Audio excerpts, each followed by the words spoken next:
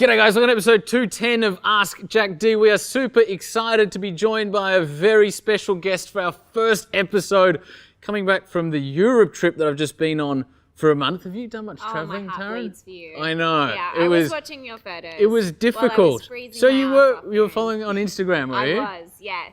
Did I make you jealous? Yes, you did. Good. Yeah, suitably jealous. Where of the places I went, where have you been? Where have you not been? I haven't been to Egypt. I've spent a bit of time in France, a little bit of time in Italy. Yeah. Done the Heathrow injection and gained all my weight. On the way through. Yeah, Not I do. So many people have hinted at that today. Like, so going to the gym now you're back? Post-holiday diet, is it? I do France and Italy way too well because I eat too much food and I tend to drink too much wine when I'm on holidays. There's nothing wrong with that. Nothing wrong with it. Yeah, I don't need to feel guilty, do I? No, of course not. Thank you. Taryn, you can come anytime. Come back in the middle of winter. You can just wear lots of layers. Yeah, exactly. Hide all those sins. Exactly. Yeah, exactly. Well, I've been to the gym every day since I'm back, so I'm doing my best to repent my sins. I'm glad to hear that. Guys, for those of you that aren't familiar with Taryn Williams yet, you should be. She's one of Australia's leading entrepreneurs. She's worked as a model for 9 years. She started Wink Models in 2007. She represents over 650 talent, has head offices in Sydney, Melbourne and Brisbane, and has more recently launched theright.fit, which is a digital marketplace disrupting traditional talent agencies, which is so awesome because you've got the traditional modelling agency, which is quite substantial, and that's not a small business. And then you've also started the new one, theright.fit, which is almost disruptive to the old one in a sense, I would imagine. That's the one people keep saying. Why would you do that? Why would you cannibalize your own business? Because if you don't, someone else will, right? Exactly. What was your thinking? Talk to us about that in terms of the strategy around. Was that the sort of methodology going into it? I'd started building tech products for Wink about 4.5 years ago to allow that business to scale. So we have 650 models. Yeah. So to allow that to work and for the systems and processes to work, we needed a lot of custom built technology. Yeah. So I started kind of building with that and really enjoyed it and enjoyed being in tech and learning how to solve problems. And on the back of that, I was sort of identifying all these new problems in our industry. So things were coming up like social media influencers needing representation and small bits of digital snackable content being produced in such high volumes, like things like Tonight, and being able to connect the parties to do that. So I sort of identified that there was a need for that, and I really enjoyed technology. How could I pair the two together? And on the back of that realized, okay, this is going to be disruptive, and this probably is going to change how our industry as a whole works and how it operates. And yeah, as you say, it was sort of disrupt or be disrupted. I didn't want to be fighting what could be the future of our industry. I wanted to kind of be at the forefront of that. Your journey is a very cool one. Like, what had you done? Does it seem it from the outside? No, from the inside it's just a tough slog. But did you go from model to starting Wink, or was there any producer? So I worked as a producer as well. So event producer, show caller, and a photographic producer for advertising agencies. Gotcha. Yeah. And what were if we talk about Wink for a second, started in 2007, so you're in your 9th year, what were the keys to growth, particularly in the early years for that company? I think it was just about learning how to take a risk. I think I'd identified in that industry that there was a lot of things that could be done better and done differently. There was a lot of inefficiencies and inequalities.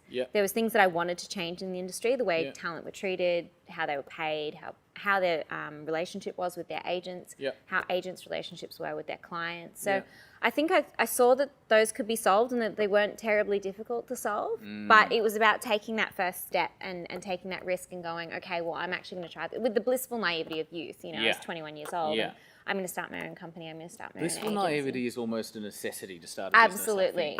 Doing it the second time around is so much harder.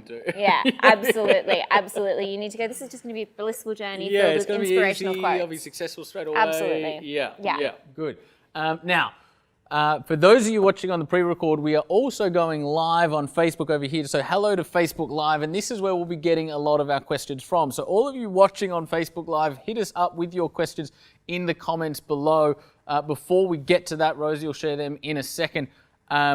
I'm interested, to what degree has PR for you and your businesses played a part in your growth?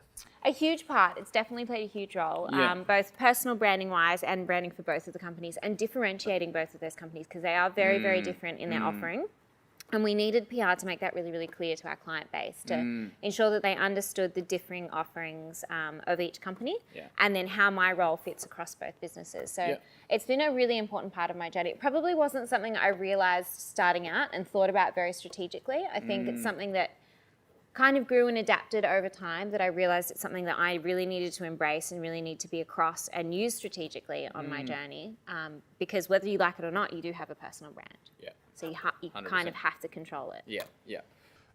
For those watching at home, what have been, because PR sounds like it's probably something that's always come naturally and relatively intuitive to you.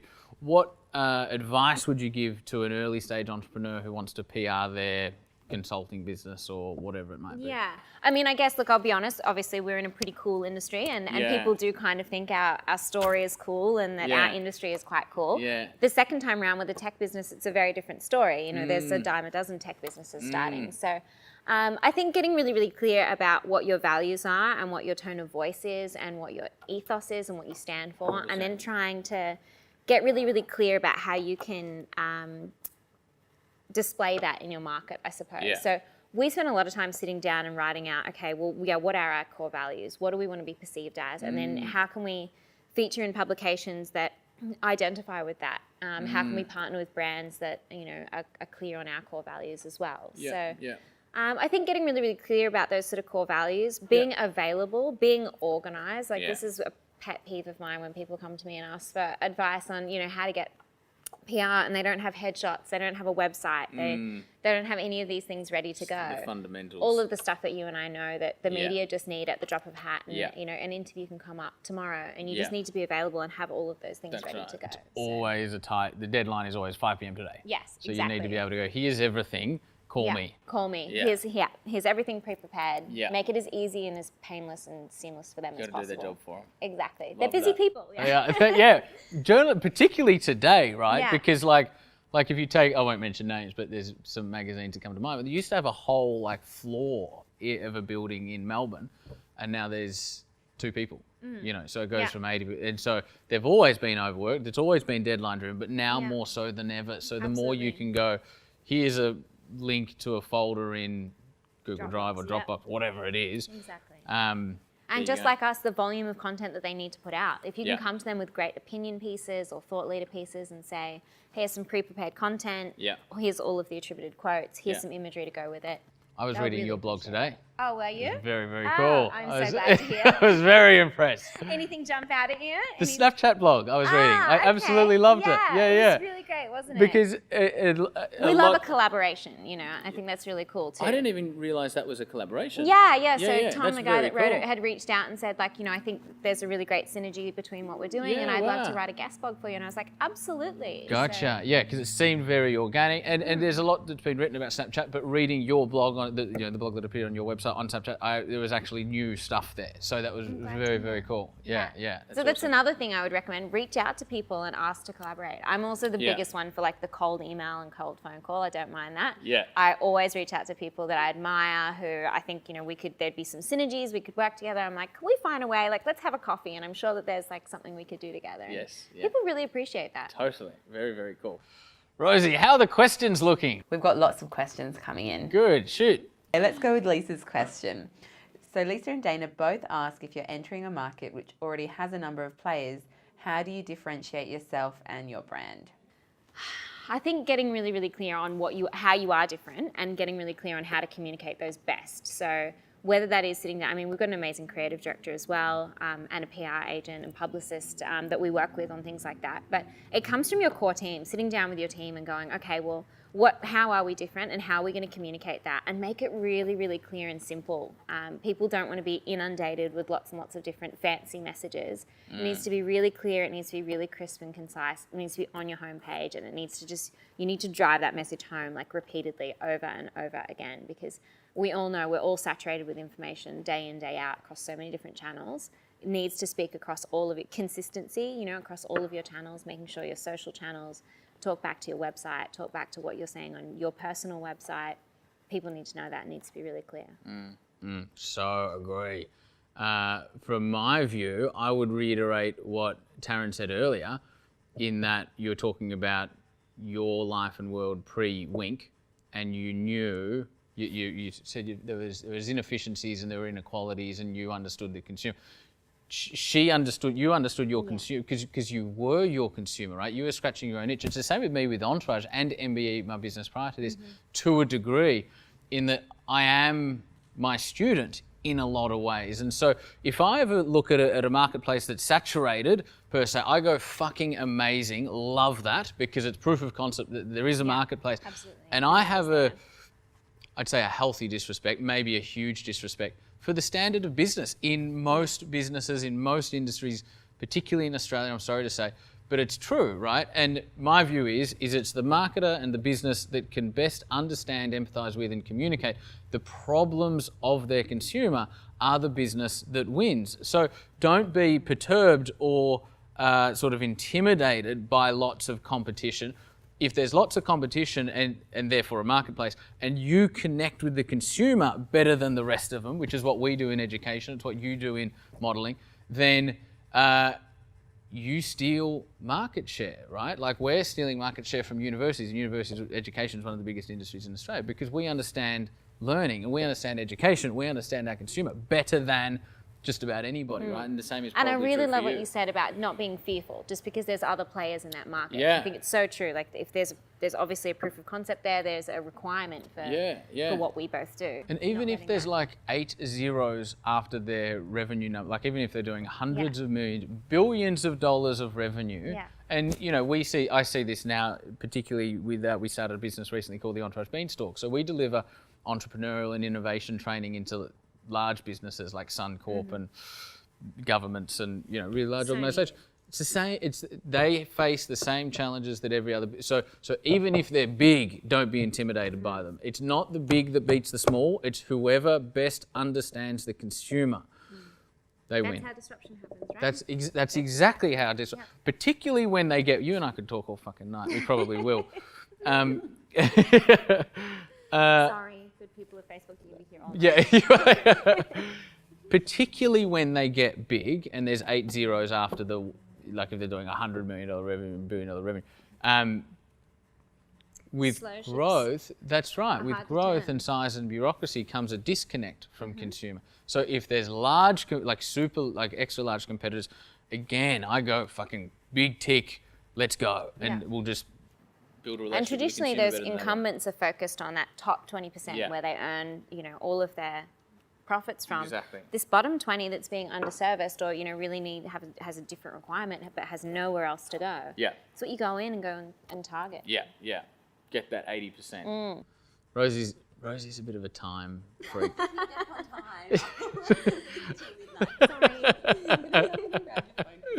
Alrighty, Rosie's getting my phone so she can snap, and she's going to hit us with the next question.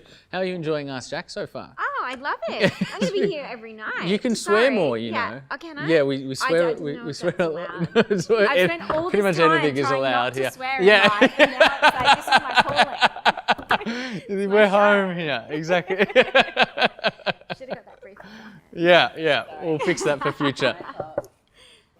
Okay, next question comes from Jono. He says, you mentioned the hard slog. What's the hardest lesson or epiphany you've had in managing employees? Oh, yeah. Managing employees is the hardest part of business, hands down. If there was no people in business, it would be so much easier, wouldn't it? It was just you on your own. It is so difficult. How many people do you learning have? how to manage it? Well, we've got 6 in each business at the moment, and 2 in New York and 1 in Bangkok. Wow. And it's really, really hard. And I'm not a natural born manager at all. I'm very much an entrepreneur, and I think those 2 things can be very, very different things. Yes. And I think it takes a long time to learn how to, and each person's different, how to motivate them, how to manage them, how to lead them, how to inspire them. It's a really, really, really I wish I could tell you there was a silver bullet and there's a book to read that has all the answers, but there isn't. It's just really, really tough. Learning how to delegate for me was really, really difficult. Just trying to actually give away control over certain parts of projects was really, really difficult for me. So that's something I struggled with. Learning how to delegate and letting people fail even harder. Letting them learn through the process is really, really tough. It's been a real challenge for me. So I'm not going to say that I've got any sort of magic answer for you. I've had lots of challenges. Learning how to hire, learning how to fire, learning how to let people go quickly when you identify that they're not the right cultural fit and that it's time to go. They're all really, really challenging situations you go through as a business owner. But you do come out the other side. Each one is challenging and you learn and you take something from it. Yeah. So. I'm going to ask you a question on the back of that. However, before I do, what I want everybody watching on Facebook right now, I want you guys to tell us, and do this now because I'm going to ask Rosie for it in a second. What's been your biggest challenge managing people? Your biggest challenge when it comes to managing and leading? It's definitely not just Taryn. We know that. What's what is your biggest challenge? So through all of that, have you ever had? What's your biggest epiphany been? Has there ever been a moment where you've tried something or done something or had a conversation or hosted a presentation for your team or something and then gone, wow, that really worked, I should do more of that? Mine was getting a mentor. I got a mentor. I've sort of always had informal mentors since I first started out, but I got a sort of more formalized mentor about 2 years ago. And it was like a real epiphany for me. Just the knowledge that they have to share, the access to networks and things like that. And I marched into Team Whip and I was like, all of you must get mentors. All of you, out. Like, go and find yourself a mentor. Mentors are amazing. Be off with you. Yes. Go and find someone to inspire you and be amazing. And it was the best thing that I could have done for my team. Like, they really... I think I was trying to be part of that role for them, and you can't be, all things to all people. 100%. And they needed to find someone that they really identified with, and that that they really had that chemistry with. And so, and there an element of familiarity also forms with you, right? Yes. Particularly if you're always in the office, like. You could be saying something, and then they might go and see a mentor that they catch up with once a month for sushi, and the mentor's whoever. And so they're really excited about that meeting. They rock up with their notepad and whatever. And they come back, the mentor told me this. And you're thinking in the back of your head, I've told you that fucking 9 times in the last 2 weeks. Totally. You don't say it, but you go, that's awesome. Good idea. So glad you arrived at that on your own. Yeah, exactly. There's that exactly. And it's someone to keep them accountable as well, I think, because, you breathing over them day in, day out, being like, we got to get there. We need to move forward. Yeah. Them, going away, seeing someone once a month and going, wow, where did we actually get to in that last month since I saw you? And have I actually met those goals that I said I was going to do? And did I challenge myself? And I think it's really, really important. It is completely important. My biggest epiphany when it comes to managing people is probably around the growth and development stuff. In the early years, I spent a lot of time, similar to what we were just talking about, in terms of trying to get, and this is probably like 2 iterations of a team ago, so it was many, many years ago, trying to get my people to do more growth and development according to their own initiative. So go find a mentor, read a book, whatever it is, but don't rely on me for all of the answers type thing. And I wasn't getting any traction for many, many months. They sort of weren't, although they said they wanted to do it, they sort of weren't doing it to the degree that I wanted them to be. And then almost by accident on a Monday morning meeting one time, I outlined just a little bit of our forward-looking 3-year strategy. And what happened, and then I probably had, 10 people at this point. What happened is they all sat around and gone, wow, I now know where we're going. I now know who I need to become in order to get there. I so agree with this. One of my favourite quotes in the world is by, and I always stuff up his name, it's Antoine de Saint-Péry, I think. It's probably not. You but should be that's fluent French. How good was that? All you were doing was eating baguettes and drinking wine. You should have seen me on Snapchat in Paris trying to... I'm like, I'm at Musée d'Orsay. Just doesn't work. Butchered it. I've butchered the French language for the last 4 weeks. I am sorry to everybody. To do so here tonight. Yeah, why stop now? Why stop now? And he says, if you want to build a ship, don't bark orders. Don't give orders and ask people to drum up the wood. Teach them to yearn for the vast and endless sea.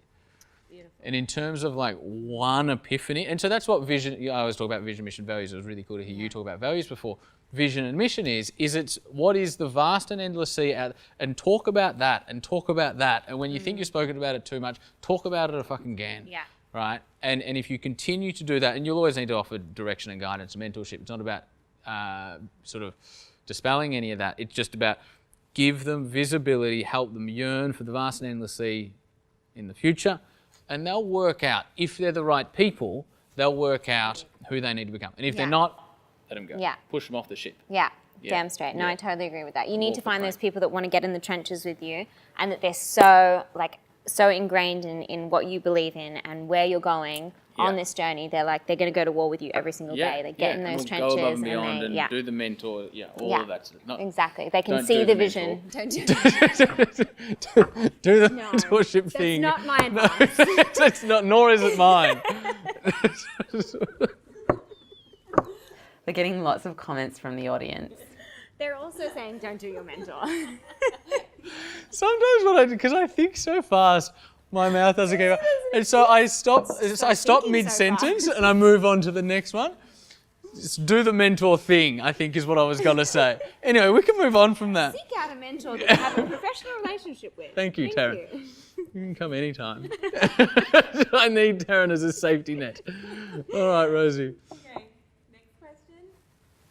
Yeah. So this one comes from... Did we get challenges from them? What were their biggest challenges? Okay, cool. So Elizabeth said incentivize or reward. Melanie says managing creative brains where all ideas are precious and redirect focus of the creative group. It's about how do you honour and encourage ideas while still being able to say that idea sucked. You know, that's a delicate balance. Yeah. Tom says definitely agree. Delegating is the hardest thing I've ever had to overcome. That's what I reckon the vast majority of entrepreneurs say, is it's that letting go, because we're control freaks. Yeah, and you think it's so much faster if you just do it yourself. Yeah, yeah. No one else will ever do it as well, so I might Yeah. as well just continue to do it myself Yeah, forever. and then they make That's one a mistake. really Like, I scalable knew it, business, only I can do it. Yes. Nobody else can do Yeah. anything. I told you. There you go. Cool. All right, Rosie, next question. When you did all of this before, how many minutes did that add up to? It was adding I lost count. about over 15 minutes. Wow. Fine for live and just worry about that. Yeah, all good. 15. All right, so another 10. We're probably at 20 now though. So this one comes from Luke. He says, how do you build a brand story around your brand? How important is your brand to drive PR? I'd love to hear your view on that. Great question. Yeah, you need to differentiate yourself, absolutely. Like you need to have, and I think this can come down to like a lot of different things.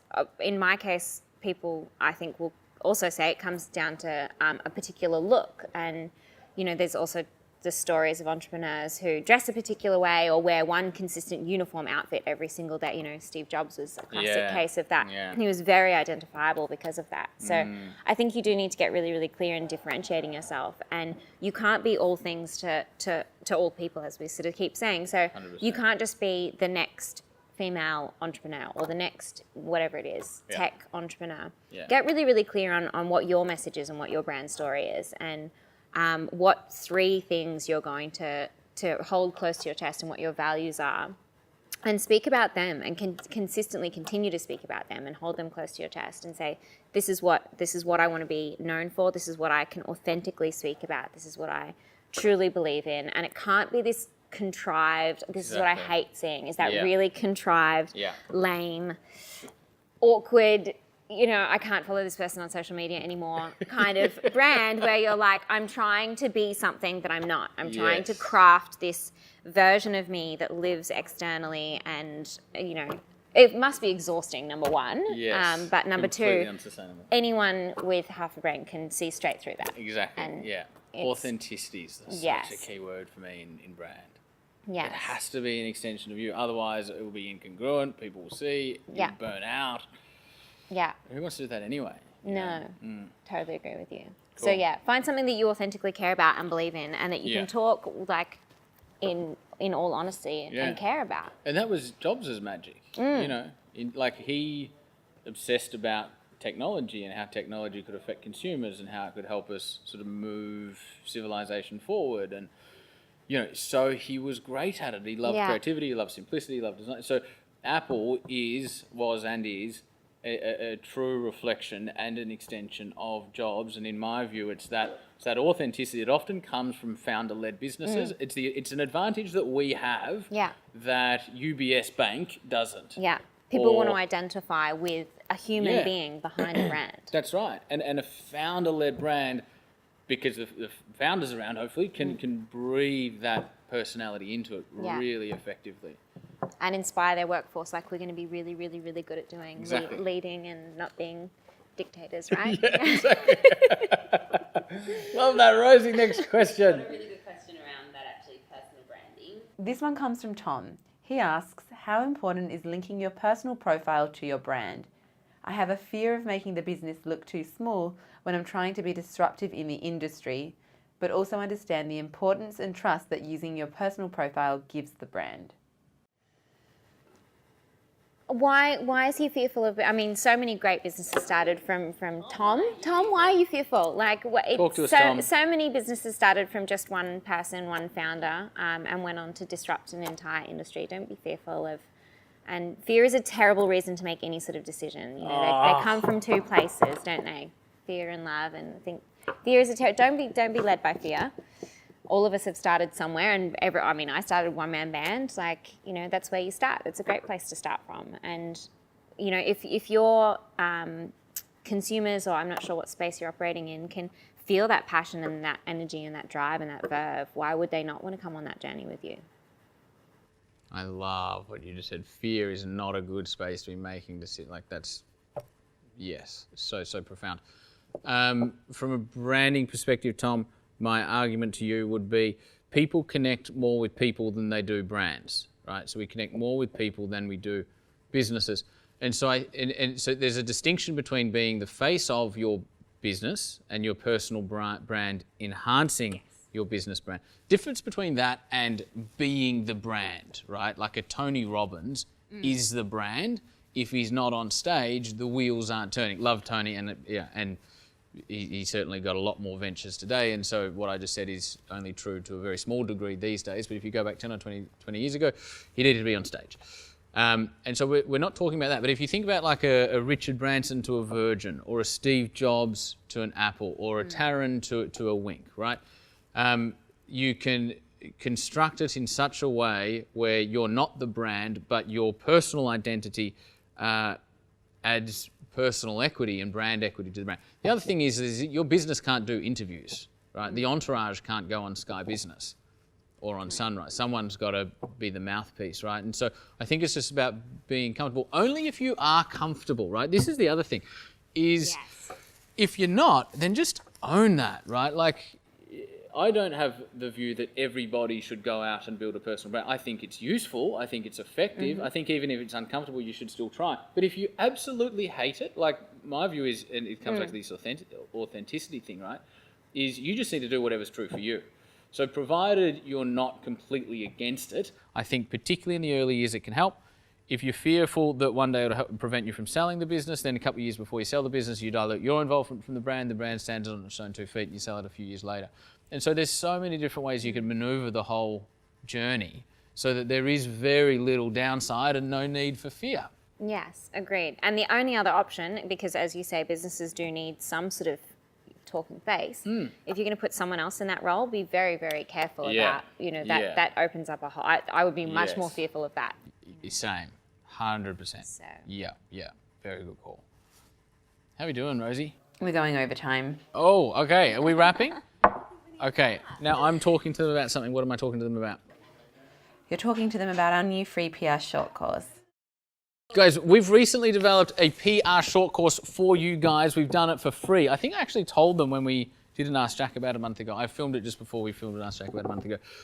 It's a whole bunch of videos. It's a whole bunch of resources. It's an ebook all around how you can generate PR and media attention for your personal brand and your business brand for free in a way which cuts through the advertising that your larger competitors are paying for. So if you're watching on Facebook, it'll be in the comments below. If you're watching on this video, it'll be in the comments or somewhere around this particular video. Now, so that's that. Get that. It's fucking amazing. And if you're looking to build a brand, it will help you and enable you to do that, and more importantly, become the person that can do it repeatedly. Taryn, you are amazing. Thank you so much. Thank you so much for coming on. That was really, really cool. Such a pleasure. We could have spoken for 3 hours, maybe more. So Taryn's got to come back, I think, for another episode sometime. Now, for all of these people who want to follow you, how do we do that? Yes, so you can follow all of us, all of our businesses on Instagram. So at Wink Models or at .theright.fit, and me just at Taryn Williams. Love it. At .theright.fit. At theright.fit. So at theright.fit. Yeah. Rosie will put Also that the in the comments URL. for Facebook. We'll put that under. That's also the URL. And then your personal one was? Taryn Williams. Taryn Williams. Easy. Yeah. That's an easy one. Guys, thank you so much for tuning in. Facebook Live, thank you guys for tuning in. If you're on Facebook Live, hit us with your main takeaways in the comments below. If you're watching this, hit us with your main takeaways in the comments below. We look forward to speaking with you next time.